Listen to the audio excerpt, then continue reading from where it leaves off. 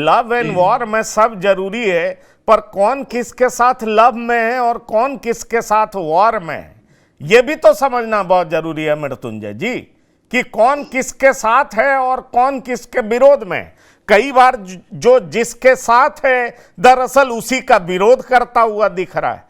ये समस्याएं दिख रही, जैसे कन्हैया और उनकी पार्टी साथ है, पर उनके किए हुए कार्यों को आरजेडी सपोर्ट नहीं कर रही है। आरजेडी का मुख्यमंत्री होगा, इसको कांग्रेस सपोर्ट नहीं कर रही है।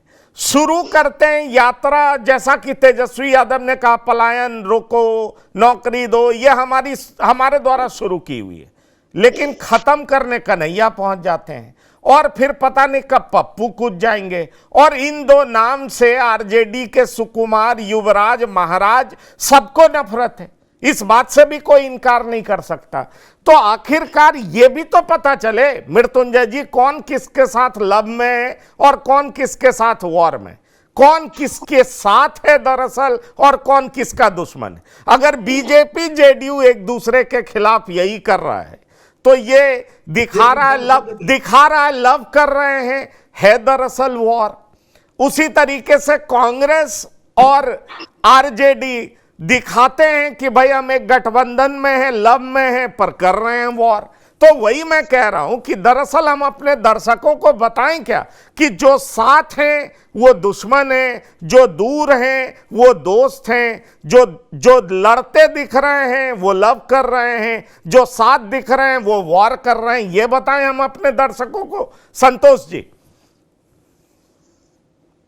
देखिए, एक और इंफॉर्मेशन देते डिबेट को आप आगे बढ़ा, एक इंफॉर्मेशन हम सब देना चाहते हैं।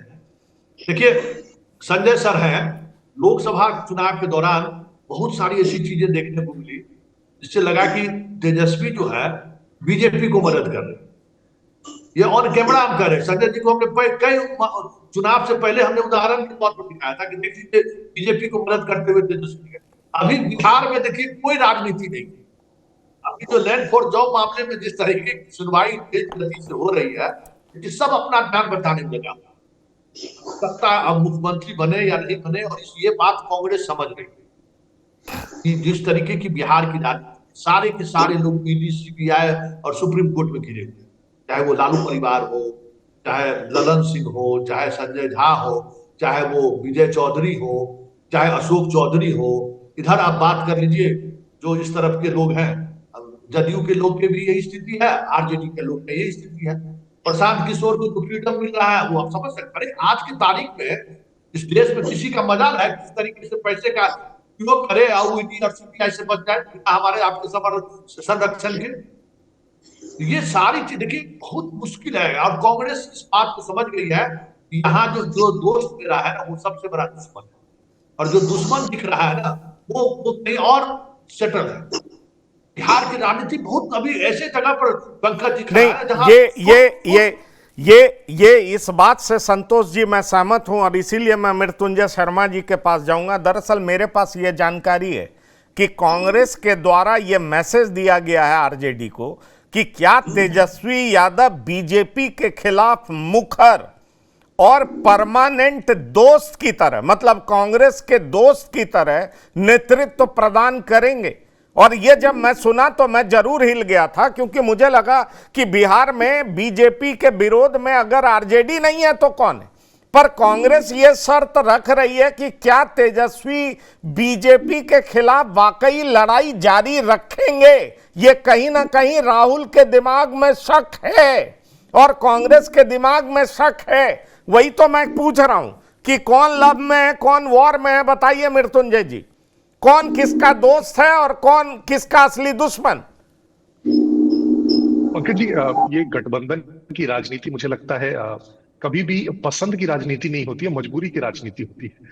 तो उसमें हमेशा ये खींचतान जरूर रहती है कि आपस में जो पार्टनर्स है उनमें भी खींचतान चलती रहती है, और चुनाव के पहले तक तो चलती है, कई बार चुनावों में भी चल जाती है। अगर आपको ध्यान होगा, एक एग्जाम्पल दे रहा हूँ, 1990 में जब वीपी सिंह जी ने एक पूरा मोर्चा बनाया था और उनके गठबंधन में करीब करीब सभी पार्टियां थी और भाजपा भी थी और लेफ्ट भी थी, और जब वो कई बार चुनाव प्रचार में जाते थे तो एक ही जगह पे दो दो मंच लगते थे।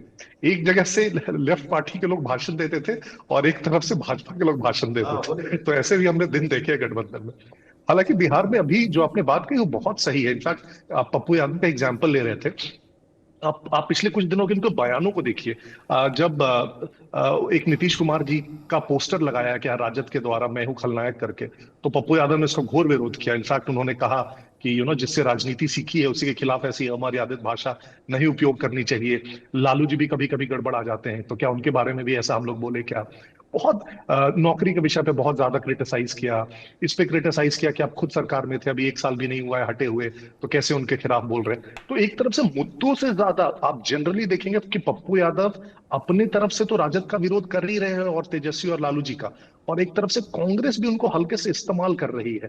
कांग्रेस भी उनको बहुत ज्यादा हल्की सी ढील दे देती है कि बीच बीच में कम से कम इसी के बहाने वो राजद का जो ओवर पावरिंग इन्फ्लुएंस है उसको चेक किया जा सके, ये बोला जा सके कि ज्यादा आप हम पे दबाव डालोगे तो हम पप्पू यादव को आपके सामने छोड़ देंगे, इस प्रकार से। दूसरा, कन्हैया उनके हाथ में एक टूल है ही। तो ये खींचतान तो मुझे लगता है कि जब तक चुनावी सीटों का बंटवारा नहीं हो जाता, जब तक आचार संहिता नहीं लग जाती, तब तक चलने वाली है। और एक प्रकार से आप ये भी देखेंगे, देखिए ये एक जो आगामी चुनाव है इसी जीतना तो इन पार्टियों की सबसे बड़ी प्राथमिकता है। लेकिन ये पार्टियां ये भी सोचती हैं कि लॉन्ग टर्म में इस गठबंधन के कारण किसी भी प्रकार से हम अपना जमीन दूसरी पार्टी को ना दे दें और कुछ ना कुछ जमीन दूसरी पार्टी का अपने यहां जरूर ले लें। ये एक बहुत बड़ी कोशिश रहती है, ये लॉन्ग टर्म विजन रहता है। तो इन चुनाव में जाते के साथ जैसे कांग्रेस अभी अभी जब सीट बंटवारे की बात होगी तो आप देखेंगे कांग्रेस फिर से अड़ेगी कि हमें 70 सीट चाहिए, और राजद फिर से कहेगी कि 70 सीट आपको किस लिए चाहिए जब आप 19 सीट जीत करके आते हैं। तो वो खींचतान हमेशा चलती रही पंकज जी, और मेरे ख्याल से ये किसी भी गठबंधन में देश में कहीं भी आप देखेंगे, बिहार में थोड़ा ज्यादा विशेष हो जाता है क्योंकि ये गठबंधन अक्सर एक दूसरे से टूटते बनते रहते हैं। बहुत लॉन्ग, अगर आप इसमें देखेंगे लॉन्ग टर्म के रूप में, तो जदयू और भाजपा का एक आप बोल सकते हैं बीच में 2 हिकअप्स को छोड़ के वो एक थोड़ा लंबे समय से चला रहा गठबंधन है। अदरवाइज जो छोटी पार्टियां हैं वो तो इधर उधर शिफ्ट होती ही रहती है। हर चुनाव में मोटा मोटी आप देखेंगे, जैसे ज्यादातर पार्टियों का तो अभी तक क्लियर नहीं है, साहनी जी की पार्टी का अभी तक क्लियर नहीं है, अभी तक पशुपतिनाथ जी का क्लियर नहीं है कि किस तरफ से गठबंधन में जाएंगे।